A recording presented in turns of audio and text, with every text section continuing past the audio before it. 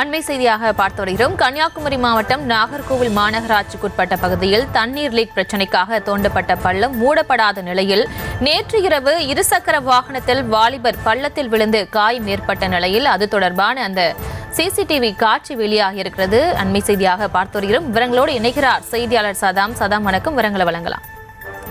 வணக்கம். அதாவது கன்னியாகுமரி மாவட்டம் நாகர்கோவில் மாநகராட்சிக்கு உட்பட்ட பகுதியில் தண்ணீர் லீக் பிரச்சனைக்காக தோண்டப்பட்ட பள்ளம் மூடப்படாத நிலையில் நேற்று இரவு இருசக்கர வாகனத்தில் வந்த வாலிபர் பள்ளத்தில் விழுந்து காயம் ஏற்பட்ட நிலையில் தற்போது அவர் அருகில் உள்ள மருத்துவமனையில் அனுமதிக்கப்பட்டுள்ளார். இந்த சம்பவத்தான சிசிடிவி காட்சிகள் தற்போது வெளியாகியுள்ளது. கன்னியாகுமரி மாவட்டம் நாகர்கோவில் மாநகராட்சிக்கு உட்பட்ட டெரிக் செட்டிக்குளம் சாலையின் ஓரத்தில் தண்ணீர் லீக் பிரச்சனைக்காக காரணமாக பள்ளம் தோண்டப்பட்டு பணிகள் நடைபெற்று வருகிறது. இந்த நிலையில் நேற்று இரவு அந்த சாலையின் வழியாக இருசக்கர வாகனத்தில் இளைஞர் ஒருவர் வந்து கொண்டிருந்தார். செட்டிக்குளம் டெரிக் சாலையில் வந்து கொண்டிருந்த போது அப்போது எதிர்பாராத விதமாக தண்ணீர் லீக் பணிக்காக தோண்டப்பட்டுள்ள பள்ளத்தின் உள்ளே தனது இருசக்கர வாகனத்திலும் விழுந்துள்ளார். இதனை கண்ட அக்கம் பக்கத்தினர் உடனடியாக பள்ளத்தில் விழுந்த வாலிபரை மீட்டு அருகில் உள்ள மருத்துவமனையில் அனுமதித்துள்ளனர். நாகர்கோவில் மாநகராட்சி பணிக்காக தோண்டப்பட்டுள்ள பள்ளங்களை உடனடியாக இரவு நேரங்களில் மூட வேண்டும் எனவும் அப்பகுதி மக்கள் கோரிக்கை விடுத்துள்ளனர். இந்த சம்பவம் குறித்தான சிசிடிவி காட்சிகள் தற்போது வெளியாகி அதிர்ச்சியை ஏற்படுத்தியுள்ளது.